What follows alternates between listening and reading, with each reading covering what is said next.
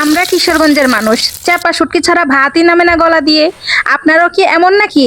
নাকি শুধু আমরাই এই লেভেলের পাগল? আমার তো প্রতিদিন ধোয়া ওঠা গরম ভাত আর চাপা ভর্তা না হলে মনই ভরে না।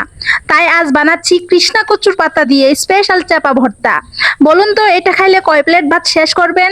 আমি তো অনায়াসেই 2 প্লেট ভাত শেষ করে ফেলতে পারবো। কিশোরগঞ্জের মানুষরা সত্যিই চাপা ভর্তা ছাড়া ভাত খেতেই পারে না। আপনি হলে কয় প্লেট ভাত খেতেন এই ভর্তা দিয়ে? আমি ভর্তাটা বানিয়ে নিচ্ছি, আপনাদের সাথে রেসিপিটা ছোট্ট করে শেয়ার করছি। যেহেতু এটা আমার মিনি কিচেন, তো মিনি কিচেনে আমি ছোট্ট করে শেয়ার করতে পছন্দ করি। যাই হোক, আমি একটা কৃষ্ণা কচুর পাতা নিয়েছি আর এটাকে ভালোভাবে ধুয়েও নিয়েছি। তারপর একটা পুটির চাপাও নিয়ে নিয়েছি। আর আমি এটাকে কৃষ্ণা কচুর পাতা দিয়ে আমি মুড়িয়ে নিয়েছি। দেখলাম এটা ছুটে যাচ্ছিল, তাই আমি একটা টুথপিক দিয়ে এটাকে গেঁথেও দিয়েছি। এখন খুব সুন্দর করে আমি ফুটন্ত তেলে ভেজেও নিচ্ছি।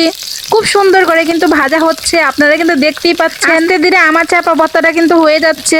এটা কেন বললাম ভর্তা, কারণ এটাকে আমি এখন নামিয়ে মাখিয়ে নিলে ভর্তাটা হয়ে যাবে। স্বাদ মতো লবণ দিয়ে এটা মাখিয়ে নিলে মজাদার একটা লোভনীয় ভর্তা হবে। এভাবে কে কে ভর্তা খান অবশ্যই আমাকে কমেন্ট করে জানাবেন। আমরা কিন্তু আলাদা তেল ছাড়াও ভর্তা বানিয়ে খাই, সেটাও আমার কাছে অনেক বেশি ভালো লাগে। যাই হোক, আমার মিনি কিচেনটা দেখতে কেমন অবশ্যই কমেন্ট করে জানাবেন। খুবই সুন্দরভাবে সাজানোর চেষ্টা করেছি, যদিও আমি খুবই অসুস্থ।